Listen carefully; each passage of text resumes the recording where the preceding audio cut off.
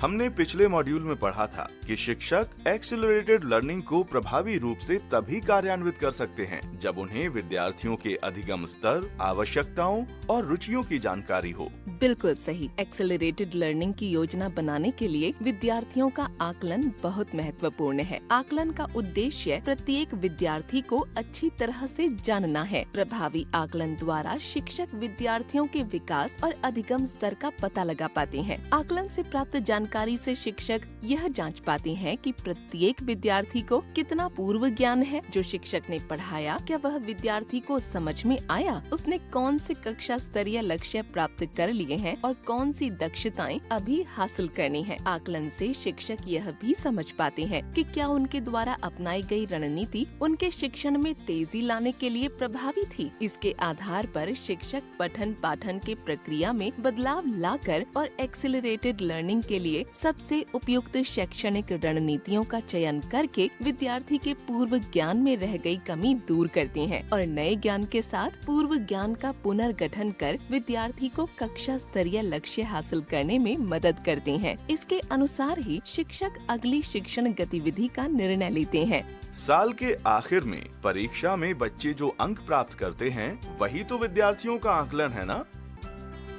विद्यार्थियों की प्रगति का साक्ष्य एकत्र करने के लिए और शिक्षण को बाल केंद्रित करने के लिए व्यापक आकलन करने की आवश्यकता होती है, जिसमें योगात्मक और रचनात्मक आकलन दोनों शामिल हैं।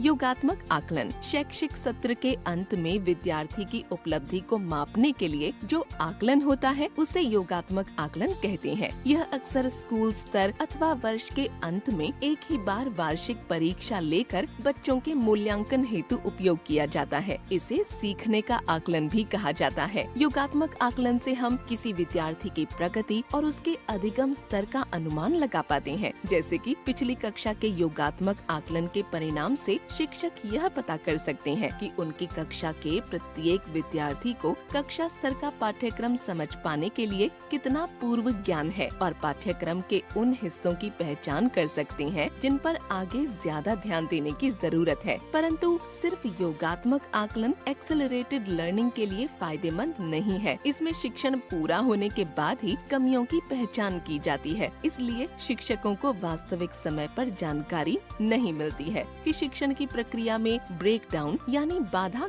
कहाँ हुआ है और वे पठन पाठन की प्रक्रिया के दौरान विद्यार्थियों के शिक्षण में तेजी लाने के लिए सबसे उपयुक्त गतिविधियाँ और रणनीतियाँ चुनने की स्थिति में हो नहीं सकते हैं। इसके अलावा इस प्रक्रिया में विद्यार्थियों पर परीक्षा देने का दबाव रहता है और इस वजह से विद्यार्थियों के लिए आकलन बोझिल और उबाऊ बन जाता है। हाँ जी मैडम, और इस बात की भी संभावना होती है कि जो विद्यार्थी योगात्मक परीक्षाओं में कम अंक प्राप्त करते हैं उन्हें धीमा, खराब प्रदर्शन करने वाले के रूप में लेबल किया जा सकता है, जिससे वो निराश हो सकते हैं और शिक्षण से पीछे हट जाते हैं। बिल्कुल, इसीलिए रचनात्मक आकलन करना जरूरी है। रचनात्मक आकलन व्यापक मूल्यांकन प्रणाली का एक महत्वपूर्ण हिस्सा है। इसे शिक्षण के लिए आकलन भी कहा जाता है। दरअसल अधिगम और आकलन की प्रक्रिया एक दूसरे से जुड़ी हुई है। उन्हें अलग अलग करके नहीं देखा जा सकता है। सीखना एक निरंतर प्रक्रिया है जो लगातार चलती है। बच्चों के अधिगम को बढ़ाने के लिए विद्यार्थियों की पूर्व जानकारी और अपेक्षित ज्ञान के आधार पर ही सीखने सिखाने की योजना बननी चाहिए। ऐसी शिक्षण प्रक्रिया की योजना बनाने के लिए यह जानना होगा कि बच्चे क्या जानते हैं और क्या नहीं। उनकी सीखने की आवश्यकताओं और कमियों का पता लगाने के लिए निरंतर उनका आकलन करना जरूरी है। यह आकलन सीखने सिखाने की प्रक्रिया के बाद सप्ताह के अंत या किसी इकाई के अंत में परीक्षण नहीं है, बल्कि शिक्षण के दौरान किया जाता है, ताकि इसके आधार पर शिक्षण अधिगम प्रक्रिया में आवश्यकतानुसार साथ साथ सुधार किया जा सके और बच्चों को सीखने के ऐसे मौके दिए जा सकें जो उनकी क्षमताओं,